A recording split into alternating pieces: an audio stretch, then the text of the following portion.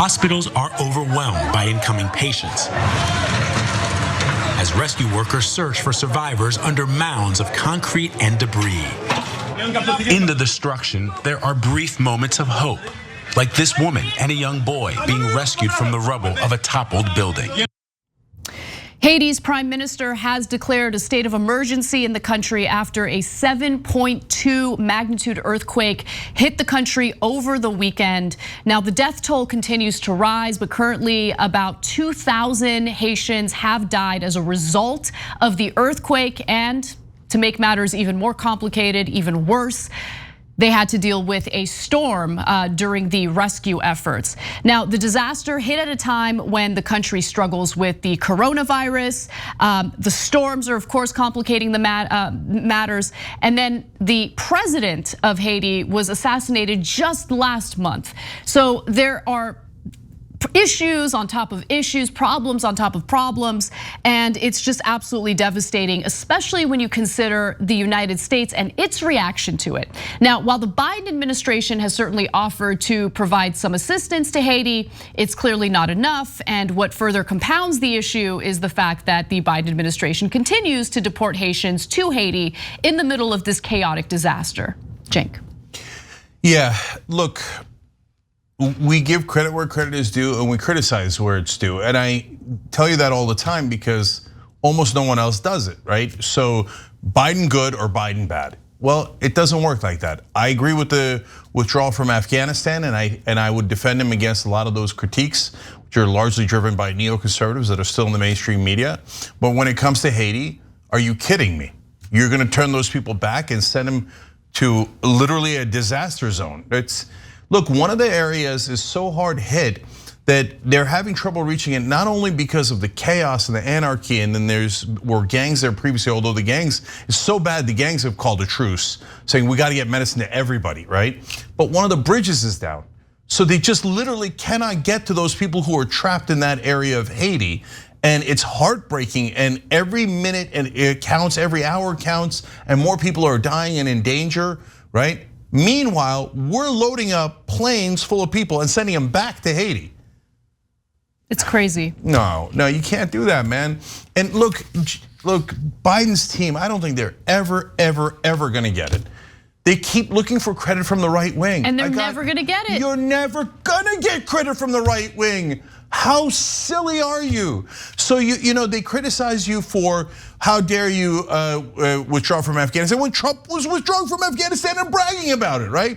And they say, oh, I can't believe he's not taking care of our allies in Afghanistan. And then they turn around and say, can you believe he's bringing our allies from Afghanistan into America as refugees?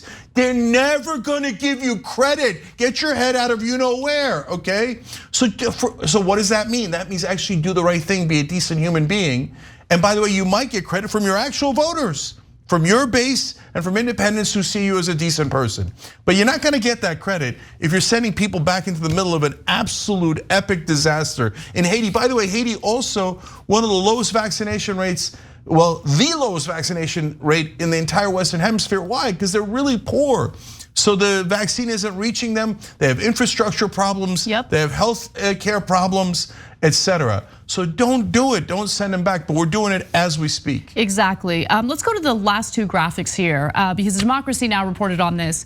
And they say that last week alone, at least 2 deportation flights departed from Texas to Haiti with some 130 asylum seekers, including children. And so this is a continuation of Trump era policy regarding asylum seekers. What the Biden administration has decided to do was basically refuse to end Trump's policy of citing the coronavirus pandemic for why all asylum seekers will be turned back, deported immediately.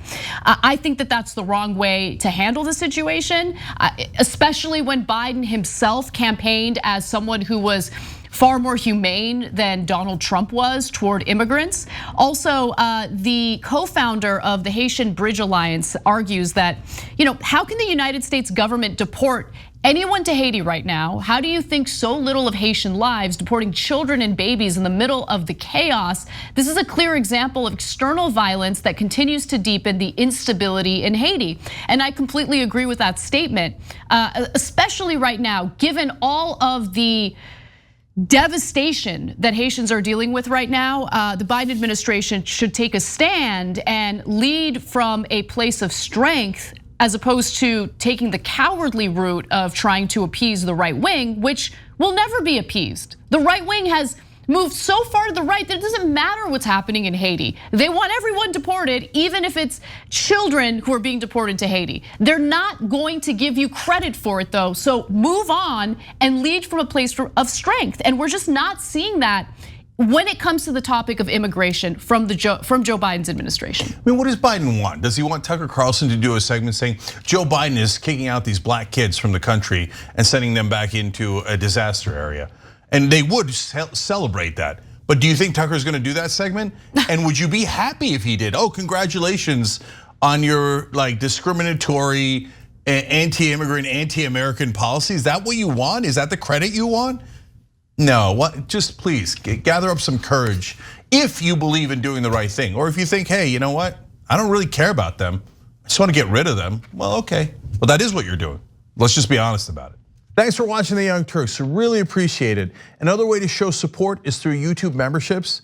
You'll get to interact with us more. There's live chat emojis, badges. You've got emojis of me, Anna, John, JR, so those are super fun. But you also get playback of our exclusive member-only shows and specials right after they air. So all of that, all you gotta do is click that join button right underneath the video. Thank you.